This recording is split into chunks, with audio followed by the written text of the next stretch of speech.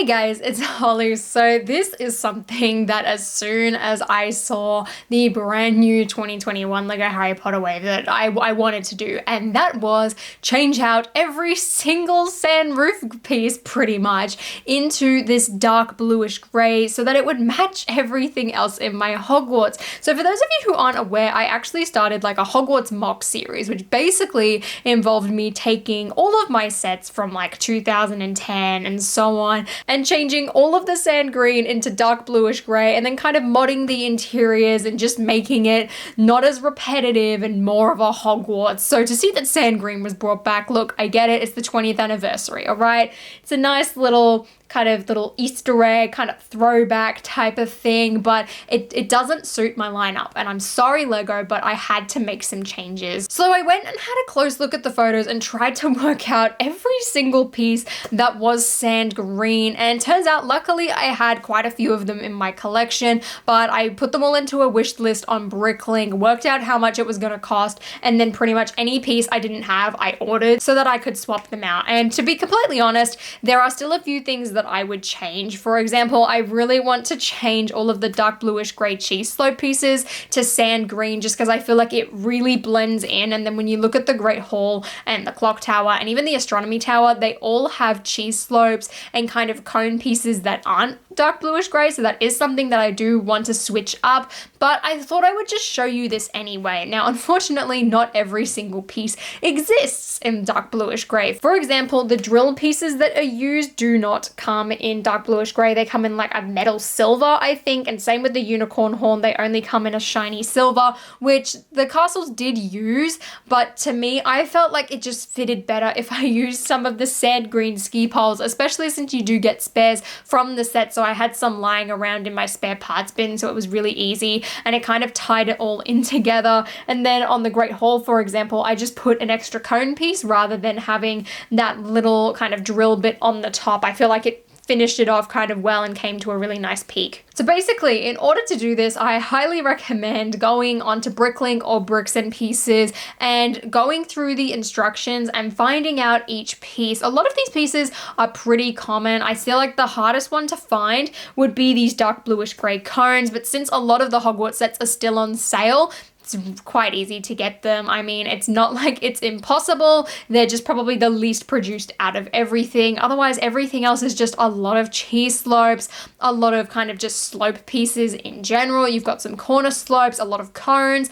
a lot of half cones and things like that. And then it's up to you if you do want to keep kind of the little sand green cones here or put the ski poles on and things like that. But in total, every single piece, when I did put it into a Bricklink wish list and kind of sorted, came up to around 21 Australian dollars, which just for reference is 16 US dollars. Now, it's really not that much. I mean, of course, for a couple of dollars more, you could just get the bathroom set in general, but I feel like if you are a major Harry Potter fan like me and have all of these pre-existing castles and combining them is something you really wanted to do, I really think that investing that money and swapping all of them out is something to do, because it just makes these look so much better, in my opinion. It does kind of blend it in a bit more to the rocky bottoms, like the Chamber of Secrets and the Devil's Snare and things like that. So it kind of makes me think maybe that's why LEGO went for them in the first place. But to me, it doesn't really matter. I'd rather have the roofs matching than just have this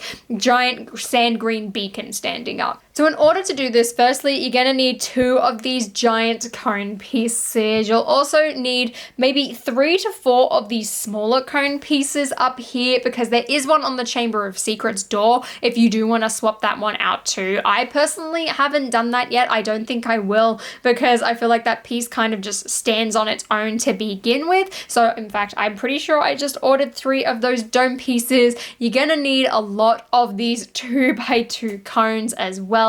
In total, I needed to order 6 of them, and they don't do those drill pieces, so you do have to kind of substitute it, which does make the roofs just a tiny bit shorter, but it's really not that noticeable. You're also going to need 4 2x1 slopes and a heck of a lot of cheese slopes, which hopefully you have some lying around. I think in total it was about 16 to 20, something like that. In this set, I personally only used 4 of these 1x1 cone pieces. However, if you do want to swap out these 2 here, you will need 6. And also a shocking amount of these 2x4 slope pieces, because there's 2 there, there's 3 on the fluffy set, another one over on the other side of the Great Hall, as well as 1 at the top on this tower here. There's also some of these corner slope pieces, as well as some 1x2 Technic bricks with the 2 Technic holes in the side, as well as just some regular 1x2 dark bluish gray bits on that bit as well. These ones have got some 6x6 plates, as well as a 2x6 plate to make up the roof.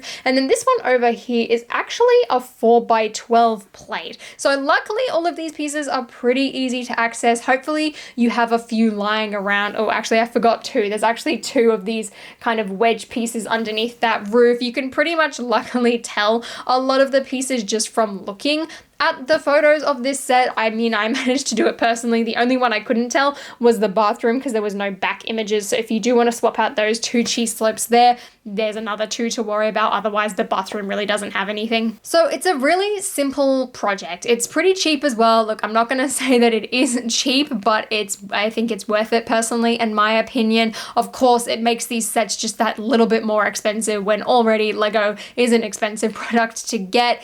But it's honestly something that I'm really glad that I did, because I definitely prefer this. I'm not going to switch them back to sand gray. I'm probably going to do what I did with the astronomy tower and just chuck all of the sand green pieces into a plastic bag and just put them away somewhere like I did with the door frames. So yeah, just overall, I'm really glad that I did this. I think it just looks so much better. It blends in with everything else a lot neater, which is something that I personally care about. If you don't plan on combining the systems, there's going to be no need for you to separate them. Or if the 2021 sets are your first kind of dive into Lego Harry Potter, once again, it doesn't matter. I mean, I personally think that they're going to go back to sand green next year. So I guess kind of forward planning, this kind of future proofs you. Then again, you never know, but I know myself and a lot of other people, just judging by the comments on my videos and my reviews, a lot of people miss the dark bluish gray. And to me, it looks more like Hogwarts. Like if you look at the micro scale one, there is not a lot of sand green, if any sand green at all, on the roofs on that set. And to me, it looks very slick, very complete, and just all around, just it's pulled together really nicely. Luckily, there is no sand green, or at least that I remember of, on the flying lesson set. So it's only the girls' bathroom, Fluffy's encounter, and the Chamber of Secrets that need adjusting.